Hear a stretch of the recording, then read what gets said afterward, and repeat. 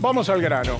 Javier Baños, abogado de Julieta Prandi, nos visita, está en el piso, gracias por venir. Hola, ¿qué tal, Guille? ¿Cómo andás? Un placer, un gusto, ¿eh? Un saludo. No, al contrario, gracias. Un saludo a todo el piso. Gracias a usted por venir un sábado y Carlos. con este sol, después de una semana tan intensa.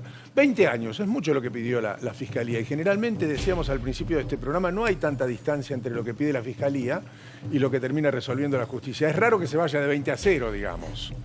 A ver, Guille, es mucho lo que pidió. Nosotros pedimos más. Nosotros 50, pedimos ¿no? 50 años. El tema de la determinación judicial de la pena es una de las cuestiones, te diría, más complejas en el proceso penal. Depende de una multiplicidad de circunstancias. Y sí, es cierto lo que decís, por lo general los tribunales no se apartan demasiado si es que hay un fallo condenatorio de lo que pide la Fiscalía en líneas generales, ¿no? Hay muchísimas excepciones y bueno, depende de lo que en definitiva decida el tribunal, Guillermo. Doctor Baños, ¿cuáles son las pruebas que tienen ustedes para la acusación? ¿Qué tal, Carlos? ¿Cómo andás? Mirá, Doctor, un gusto. Hay muchísimos elementos de convicción. A lo largo de estas 2 jornadas de debate, que parecen pocas, sí. ha sido muchísimo lo que se ha escuchado ahí y aparte ha sido mucha la prueba que ya figuraba incorporada por lectura. Hay un artículo que es el 366, que es la llave que permite que ingresen las pruebas colectadas desde la instrucción al juicio oral y público. Sí. Entonces te diría que por un lado está el relato de Julieta. Sí. Un relato terrible.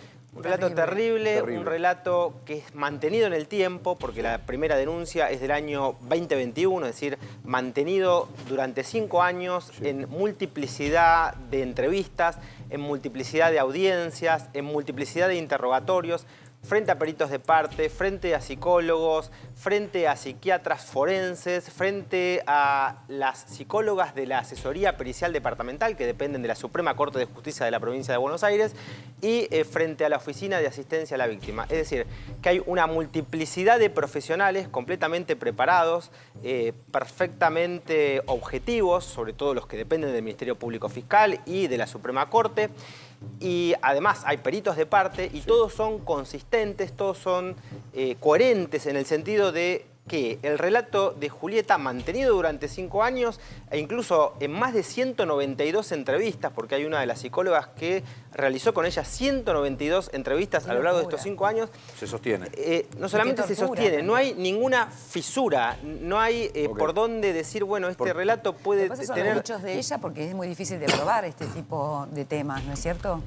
Cuando hay algo psicológico sobre todo, no hay algo físico, es difícil de probar. Es muy correcto lo que decís, Nora, son los delitos más difíciles de probar y justamente por eso toda esta batería de medidas, de diligencias, de interrogatorios, de pruebas y sobre todo de pruebas periciales, porque este tipo de delitos se terminan investigando a través de, sobre todo, además de la prueba testimonial mantenida en el tiempo de un relato coherente y sin fisuras de la víctima, por la prueba pericial, por lo que dicen los peritos psicólogos, lo que dicen los peritos psiquiatras, los informes de la Oficina de Asistencia a la Víctima y de la Suprema Corte de Justicia de la Provincia de Buenos Aires. Más allá Al margen, de lo que vimos, y perdón, Doc, en la semana hubo tensiones fuera del tribunal, dentro del tribunal, sí notamos que todos los que salían de la audiencia salían conmovidos, todos salían conmovidos, creyendo o no creyendo lo que pasaba adentro, pero salían muy conmovidos. Vamos a escuchar, si le parece, y ya seguimos charlando, el alegato de Julieta Prandi ayer,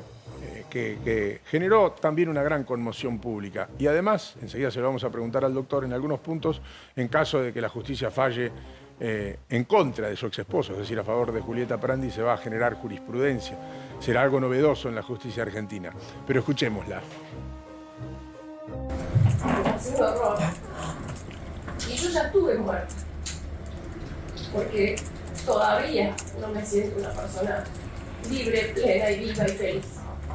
Todavía intento reencontrarme, volver a creer en mí, volver a sonreír, volver a sentirme segura, volver a no recordar los hechos aberrantes que tuve que soportar. Me hubiese encantado no despertarme más. Y eso que era mamá de 2. Y acá no se trata de dinero, no se trata de si me sacó, porque sí me sacó absolutamente todo. Y todo lo hice con mi trabajo, el trabajo de los 15. Y todo lo que se en esa sociedad conyugal fue mío. No importa si se lo quedó todo, yo no necesito un palacio, no necesito un coche, no necesito que me den plata, no necesito absolutamente nada. Lo único que pido es justicia. Y ya no la pido por mí, ya la pido por mí y por todas las que estoy representando en este momento, porque somos muchas las víctimas de violencia de género que no nos animamos a hacer una denuncia por miedo a esto, a la humillación, al escarnio, a que nos digan que somos mentirosas. Tremendo. Qué duro. Miren, yo no sé qué va a determinar la justicia, pero desde el punto de vista humano, desde el punto de vista de la conmoción, desde el punto de vista de la sensibilidad, es difícil no creerle. Es difícil no creerle, ¿eh? Mirá, Guillermo, es imposible no creerle, porque te vuelvo a repetir, no es solamente el relato de ella mantenido durante 5 años en infinidad de entrevistas psicológicas, psiquiátricas y trámites administrativos y burocráticos frente a la justicia, sino que además tenés la pericia psicológica, la pericia psiquiátrica, la historia clínica, 4 informes médicos, el dictamen de la Oficina de Asistencia a la Víctima, el informe de la psicóloga y la tratante. decisión sobre los niños también.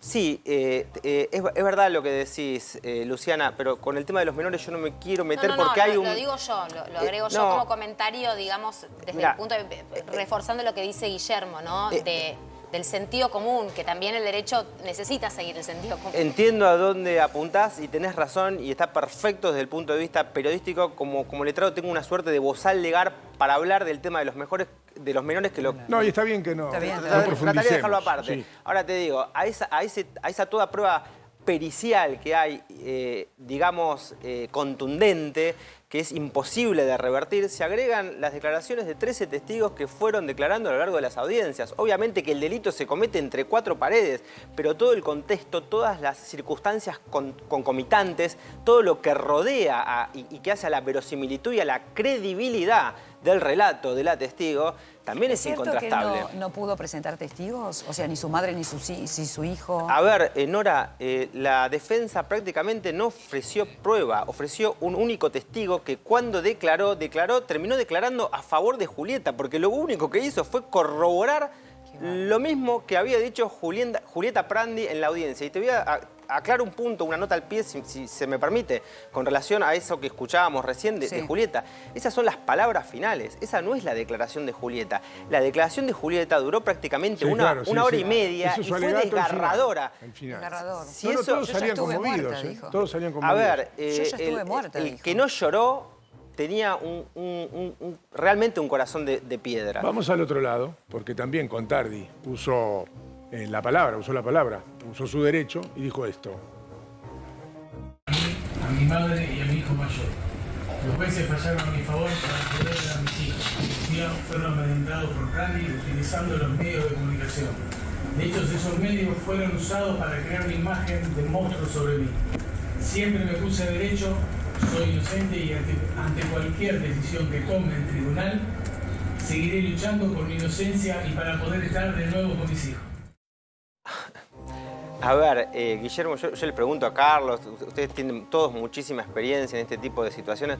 ¿Alguna vez vieron que cuando le dan la palabra al imputado para que diga lo último que puede decir, se ponga a leer un papel? Le iba a preguntar eso, doctor. No, Estaba incluso me Estaba llamó la leyendo. atención que cuando uno habla en primera persona y habla por sus propias palabras, no diga voy a seguir y diga seguiré, digamos, leyendo un texto frío, ¿no? Seguiré luchando y no, voy a seguir desde un lugar más personal, ¿no? Fue muy apersonal. Guillermo, después de 5 años de investigación, después del juicio oral, después de que se produjo toda la prueba, te dan la palabra para hablar, que vos, no sé, para que vos grites tu inocencia, si sos inocente, y sacás un papel. Me pongo a llorar. Y te pones a leer lo que te escribió un defensor. Me pongo a llorar. Si soy víctima de una acusación semejante, me pongo a llorar. El ahí. salto que pegás de 7 metros, de 8 metros. Sí. Esto no quiere decir que no, somos todos claro, iguales, ¿no? claro. Puede que sea su personalidad, pero... No, Guillermo, pero te quiero apuntar otra cosa.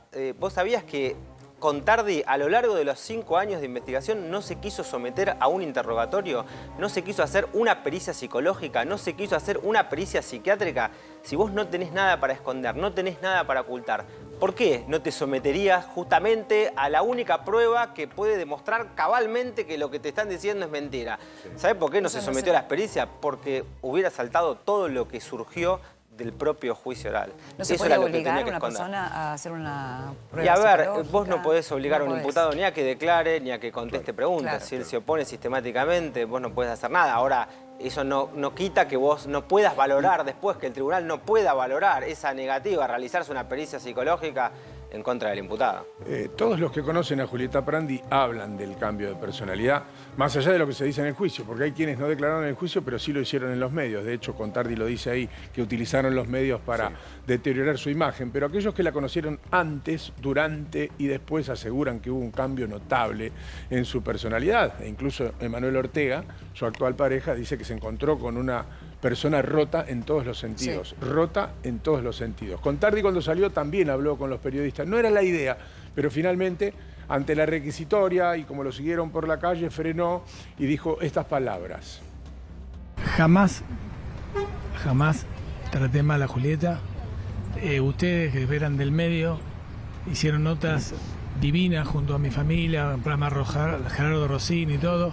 Es lo único que voy a decir, chicos. Espero que me entiendan. ¿Sí? ¿Por qué pasa Pero todo esto? ¿Por no, qué no entonces lo una denuncia tan difícil? No lo sé. Ahora, Contardi, Ayer declaraste que no ¿qué hubo. tenés para decir en tu defensa? Es importante escucharte también, que la audiencia te pueda escuchar después de las cantidades de testimonios que hubo tanto en el día de ayer como de hoy. ¿Qué decís en tu defensa a partir de todo esto? Yo soy inocente. Y el tiempo va a demostrar que soy inocente. ¿Fuiste un buen marido y un buen padre? Entonces, ¿Un buen marido y un buen padre? Según Julieta, sí. Ustedes lo tienen en varias revistas y en varias entrevistas. Bueno, pero después ella contó que pasaron cosas. No lo sé. No lo sé. Realmente no lo sé. ¿Hay una motivación económica, según usted dijo? Claudio, vení, por favor, vení. Ahí se escucha al abogado que le dice, Que lo que no Claudio, hable, vení ¿no? por favor. Me encontré Claro. con una persona rota y ultrajada. Ahí está lo que dijo Emanuel Lo que dijo Ortega, Manuel. lo estamos viendo en el wall a nuestra derecha. Fíjense que él se da por condenado, porque él dice, el tiempo va a demostrar que yo soy inocente y no este juicio. No es que dice, el juez mañana va a decir que yo soy inocente, sino que ya se pone más adelante en la línea de tiempo. Sí, es muy interesante lo que advertís. Y fíjate vos la inconsistencia del argumento, de la coartada o de la pseudoestrategia de la defensa. Decir que tuvo un matrimonio que fue todo color de rosa, de acuerdo con las tapas de las revistas. Es decir, él tuvo una relación fantástica con Julieta, vivieron 10 años de un amor idílico, podríamos decir, y de repente un día se levanta Julieta y dice, che, ¿saben qué? Voy a denunciar a mi marido por abuso sexual con acceso carnal gravemente ultrajante en un contexto de violencia de género. O sea, es incomprensible, es ilógico. Claro, hablaba el otro día también Agustina Canfer, que fue compañera de ella, trabajó con ella, y decía que quizás es cierto que hay un momento donde uno se da cuenta. Quizás no te das cuenta siempre cuando estás viviendo una situación violenta. Y que ella le llamaba la atención que, por ejemplo, el marido le iba a buscar a todos lados, que la llevaba y la traía, como que había una especie de control, y que Agustina decía, bueno, yo tampoco me podía meter, no le podía decir nada, porque a veces es muy difícil, la persona tiene que darse cuenta. Mucha gente dice, bueno, ¿por qué no denunció antes? Uno No es denuncia difícil, cuando es puede. imposible intervenir en la cabeza de alguien que está en una relación que no es sana. Ahí está Emanuel Ortega, en otra parte de su misma declaración, que dice, es un monstruo, declaración periodística, dicho sea de paso, ¿no? Un criminal se mueve en aguas oscuras. Y ahí también, cuando habla de aguas oscuras, es también a ciertas actividades que tiene Contardi, vinculada a, no sé si es una religión, pero... Sí, a ver, a nosotros desde la querella, desde el rol, desde el particular damnificado... No importa eso, es una nota al pie, es un condimento. Pero Sí, marca algo. Sí, por supuesto. A ver, a nadie le gusta que te corten un animal y que te lo tiren en la puerta de tu casa, porque más allá de que vos puedas creer o no creer en esas cosas sobrenaturales, es una amenaza clarísima. Si a vos te dicen, vas a dejar de cumplir años y vas a recibir una corona, o te dicen, mira, me parece que tenés un cáncer, tendríamos que ir pensando en un testamento, y es una coacción, es una intimidación, es un hostigamiento. Por supuesto, eso está en la denuncia, está en lo que dicen los testigos. En el marco en el que le dice eso es tremendo, no lo podemos decir por televisión. Pero en el marco en el que le dice eso es tremendo. La causa es mucho más que mediática, porque a lo mejor algunos se quedan con esto, que es la superficie, pero la causa es muy oscura, ¿eh? Es una trama muy, pero muy oscura. Es muy correcto, Guille, lo que decís. Esto es la punta de un iceberg. La causa es tremenda, desgarradora. realmente haber estado ahí, creo que hay un antes y un después, te marca. Son juicios que te marcan. Mirá que he participado en juicios, pero de este juicio no me voy a olvidar en toda mi vida. Doctor, y el rol como una, digamos, de las personas importantes en cuanto a los testigos de la psicóloga de Julieta, ¿no? Que se la vio súper conmovida en el momento donde terminaron cuando salieron de las audiencias, ese abrazo que se dieron y las notas que ella dio contando cómo había encontrado, cómo fue la transformación de Julieta, ¿no? De su psiquis durante este tiempo. A ver, Luciana, claro, porque justamente esa declaración es de una profesional en psicología y son las pruebas más relevantes en este tipo de investigaciones. ¿Como cuánto, más allá de este caso en particular, en su trayectoria, como cuánto inciden este tipo de relatos, como usted dice, de una persona que trabaja de eso? Son fundamentales. Es la clave de la prueba en los procesos de abuso sexual. La clave son las pericias psicológicas, las pericias psiquiátricas, los informes del psicólogo tratante, en este caso a la psicóloga que te referís vos, era la psicóloga de Julieta y es la que la entrevistó en más de 192 oportunidades. Es decir, conoce la psiquis, conoce el alma de Julieta de memoria, esa profesional. Y después, un detalle nada más, después la importancia de la mirada de quienes toman la decisión con perspectiva de género. Por supuesto, por supuesto. Que ojalá así sea, ¿no? La perspectiva de género tiene que ser una mirada transversal a lo largo de todo el proceso. Yo creo que son jueces muy profesionales, que tienen vastísima experiencia en este tipo de situaciones y que vamos a tener el miércoles una sentencia realmente, no me gustaría decir ejemplar, sino un fallo justo, adecuado a la culpabilidad, a la reprochabilidad del autor. ¿Por qué pide 50 años, doctor? Mira, Carlos, como te decía al principio, el problema de la determinación judicial de la pena es uno de los problemas más complejos en el proceso penal. El fiscal primero que tiene un deber de objetividad, él tiene, tanto como el tribunal, el fiscal tienen que ser objetivos, el tribunal tiene que ser imparcial además. Sí. El fiscal no es imparcial porque es parte, pero tiene un deber de objetividad. Entonces, eso por un lado. Nosotros representamos a la víctima, nosotros no tenemos ese deber de objetividad. Pero además, al graduar judicialmente la pena, intervienen un montón de factores que es una cuestión muy técnica. Lo que tiene que ir guiando a la pena en concreto son las necesidades de prevención especial positivas y negativas. Para que la gente lo entienda qué es una necesidad de prevención especial positiva y qué es una necesidad de prevención especial negativa. Prevención especial positiva es la resocialización, la recuperación, la reeducación de un condenado, por ejemplo. Sí. Nosotros en este caso concreto entendemos que Contardi no tiene ninguna posibilidad de recuperación, de resocialización ni de reeducación, al margen de que las cárceles, como todos sabemos, no son escuelas de resocialización, sino más bien que parecerían universidades, doctorados o posgrados del delito. Entonces, ¿qué es lo que apuntamos nosotros? ¿A dónde estamos mirando? Estamos mirando a las necesidades de prevención especial negativa. ¿Qué son las necesidades de prevención especial negativa?